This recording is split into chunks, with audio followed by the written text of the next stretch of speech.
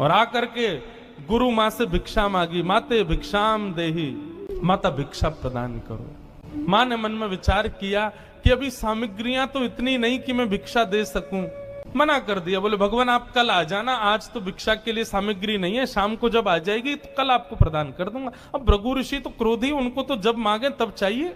नेत्र बंद करके उन्होंने ध्यान लगा करके देखा, क्या इतनी बड़े गुरुकुल की रसोई में कुछ भी नहीं है। तभी उन्होंने पाया कि वन जाने वाले बालकों के लिए पोटली में मैया ने चने रख रखे हैं कि जो बालक वन में जाएंगे, पुष्प तोड़ के लाएंगे, लकड़ी तोड़ के लाएंगे, वो चने खा लेंगे वन में जाएंगे तो। उनके लिए चने रखे थे। भृगु ऋषि बोले बालकों की ज्यादा चिंता है, एक ऋषि द्वार पर आया उसकी चिंता नहीं है। थोड़ी दूर जाकर के अपने कमंडल के जल से श्रापित कर दिया, जो भी उन चनों को खाएगा वो लक्ष्मीहीन हो जाएगा, उसके जीवन से लक्ष्मी चली जाएगी, वो निर्धन हो जाएगा।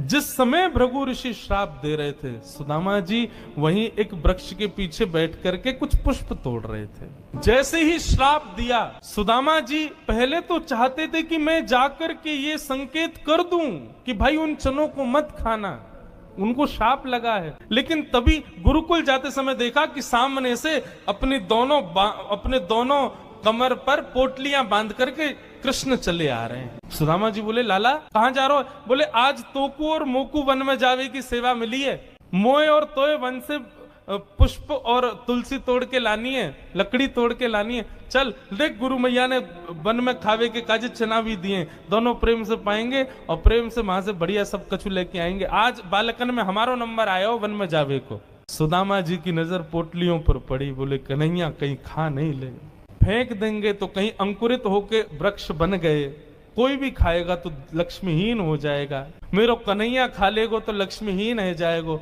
सुदामा जी जिद करने लगे। बोले सुन, तू बाकी के सामान रख अपने पास, ये पोटली मोह दे दे, मैं बांधू अपने कमर पे। ठाकुर जी बोले क्यों, मैंने बांध तो रखी। बोले तेरो भरोसा ना है, तो को भूख लगेगा तो मेरे बटके ने खा जाएगो, मोकूद है, जब भूख लगेगी तो दोनों बांट के खाएंगे। और जिद करके सुदामा जी ने दोनों पोटली अपने पास रख ली। वन में वृक्षों की लकड़ी तोड़ रहे हैं, पुष्प तोड़ रहे हैं, फल तोड़ रहे हैं। सुदामा जी मौका ढूंढ रहे हैं, कब मौका मिले मैं भागूं एकांत में चने खा लूं। तभी जोर की बारिश होने लगी।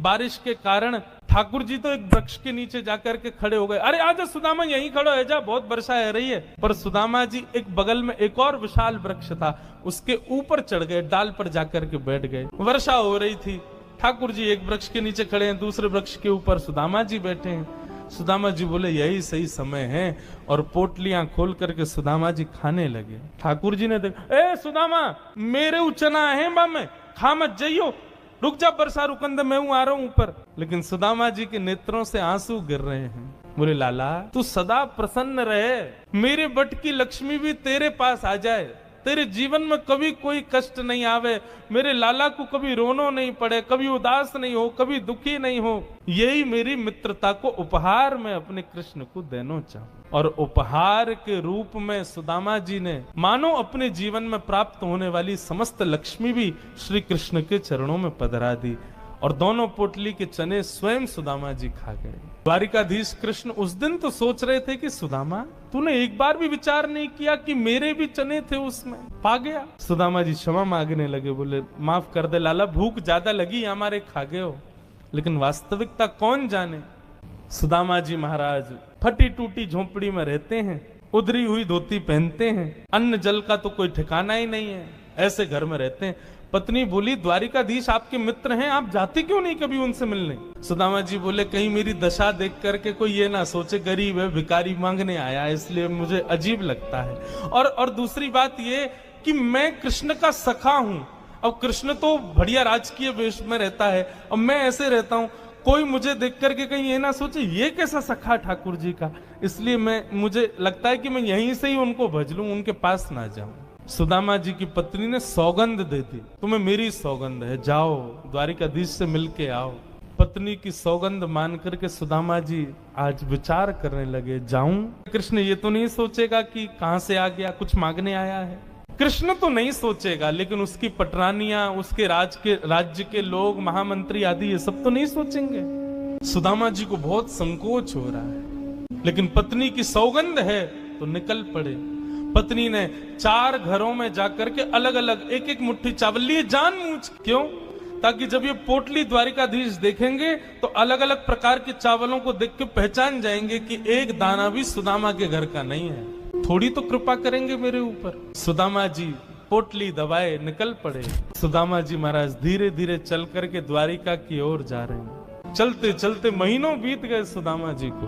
तभी एक व्यक्ति से बोले, भैया द्वारिका नगरी कितनी दूर रह गई है अभी यहाँ से? व्यक्ति हंस करके बोला, भगवान आप गलत आ गए हो। बोले गलत? कितनी दूर आ गए? बोले अभी आप कम से कम 50 कोस और पीछे जाओ, वहां से एक रास्ता मुड़ेगा, वो द्वारिका को जाता है, आप तो कहीं और पहुंच जाओगे अभी। सुदामा जी महाराज बोले, भले पधारे भैया द्वारिकाधीश। चलते चलते चलते मैं तो वैसे ही आधो और आधो रह जाऊंगा, मुंह तो लगे मेरे प्राण ही निकल जाएंगे, मैं द्वारिका पहुंच ही ना पाऊंगा।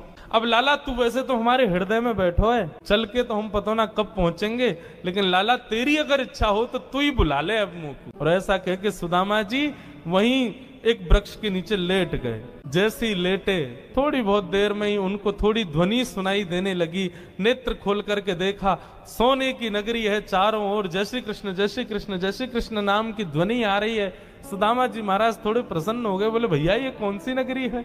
किसी व्यक्ति से पूछा ये कौन सी नगरी है? बोले भगवान ये द्वारिकापुरी। मेरे कृष्ण मित्र की नगरी द्वारिका?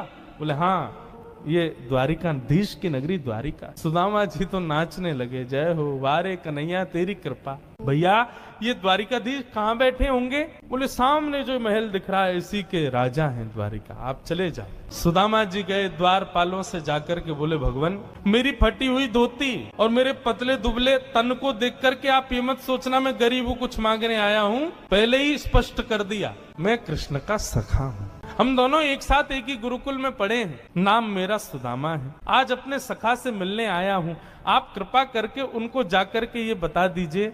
और सुनिए, यदि वो बहुत व्यस्त हो तो उनको परेशान मत करो, आपके इतने बड़े महल में कोई खिड़की हो वहां से मुझको उनका दर्शन करा दो, मैं तो केवल उनको देखने आया हूं। द्वारपालों ने बंधुओं ससम्मान सुदामा जी को बिठाया। कहा महाराज द्वारिकाधीश प्रसाद पा रहे, हम फिर भी निवेदन कर देते हैं। भीतर जाके द्वारपालों ने जैसे ही बताया, द्वार पर आपके सखा आए हैं, बचपन के मित्र हैं, नाम उन्होंने सुदामा बताया है। सुदामा नाम सुनते ही भगवान खा रहे थे, खाते खाते रुक गए। बोले क्या नाम बताया? बोले सुदामा।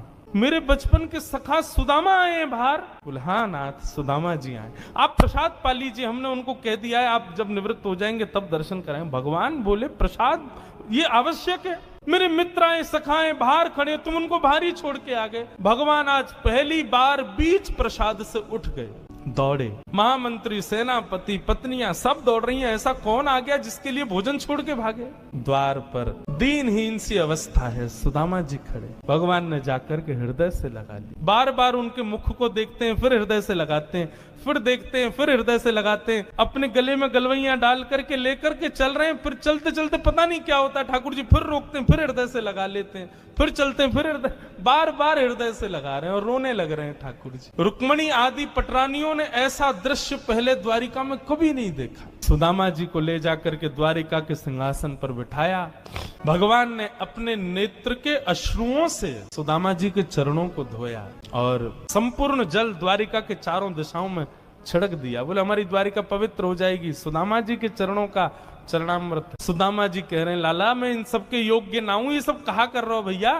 ठाकुर जी बोले आप किसके योग्य हो और कौन किसके योग्य, मुझसे बढ़िया कोई नहीं जानता, चुपचाप बैठे रहो, जो कर रहे हैं करने दो। जो लक्ष्मी सदा के लिए विहीन हो गई थी उसे वही लक्ष्मी आज सुदामा जी के चरण पहुंच रही है। भगवान की सुदामा जी की थोड़ी मैत्री चर्चा हुई। सुदामा जी से भगवान ने पूछा सुदामा जी ब्याह हो गया आपके? बोले हाँ लाला है क्यों ब्याह? बोले ब्याह कर लिया, हमको नहीं बुलाया? बोले लाला कर्जा लेके ब्याह कियो और वह ब्याह में भी सबन को भोजन करावे के चक्कर में मैं और तेरी भाभी तो भूखे ही रहे। 4 दिन बाद पड़ोसी ने आके भोजन दियो तब जाके तो पेट भरो। अब वहां में तो को बुलाते तो लाला तो पवानो तो बहुत दूर की बात, अब तू आतो तो तेरे संग घोड़ा आते, सैनिक आते, इनको ही नहीं पवा पाते। ऐसे ब्याह में फिर हम कैसे बुलाते लाला? हमारे निमंत्रण ना दियो।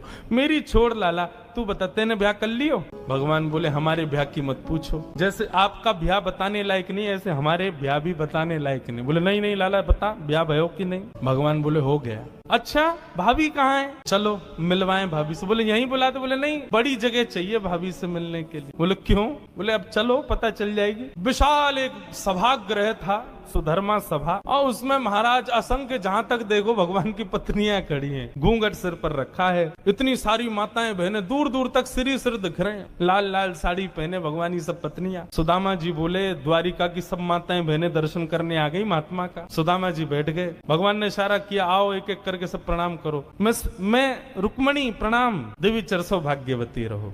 मैं जामवती प्रणाम, देवी चरसो भाग्यवती रहो।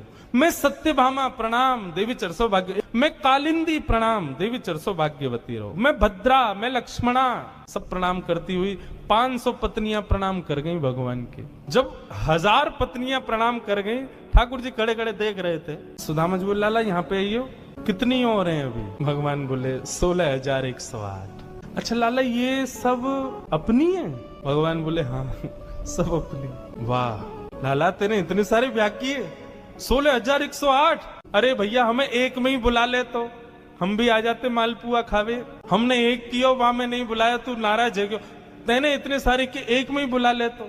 ठाकुर जी बोले कितने ब्याहों में तो मैं भी नहीं गया था, मेरे बिना ही ब्याह है गया, बिना दूल्हा के ही बारात चल गई। बोले लाला देख पतलो दुबलो सो में सुदामा 500,000 पत्नियां प्रणाम कर गई, मेरा तो अभी से बीपी हाई है गो।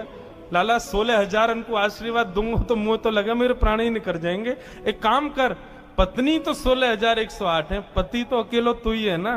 बोले हाँ एक काम कर, तू मुंह को प्रणाम कर, मैं तू को आशीर्वाद दे दूं। आधीश दंडवत कर रहे हैं और सुदामा जी दोनों भुजा से आशीर्वाद दे रहे हैं। इस दृश्य को देख करके द्वारिका के लोग बलियां लेने लगे। जय हो, धन्य है हमारे द्वारिकाधीश। एक ब्राह्मण को कितना सम्मान देना चाहिए, द्वारिकाधीश से सीखो। अपने राज सिंहासन पर बैठा दिया, ये भी विचार नहीं कर रहे हैं कि मैं द्वारिकाधीश हूं, मैं जगत नियंता जगदाधार हूं। साष्टांग दंडवत प्रणाम कर रहे हैं सुदामा जी को। सुदामा जी उनको आशीर्वाद दे रहे हैं।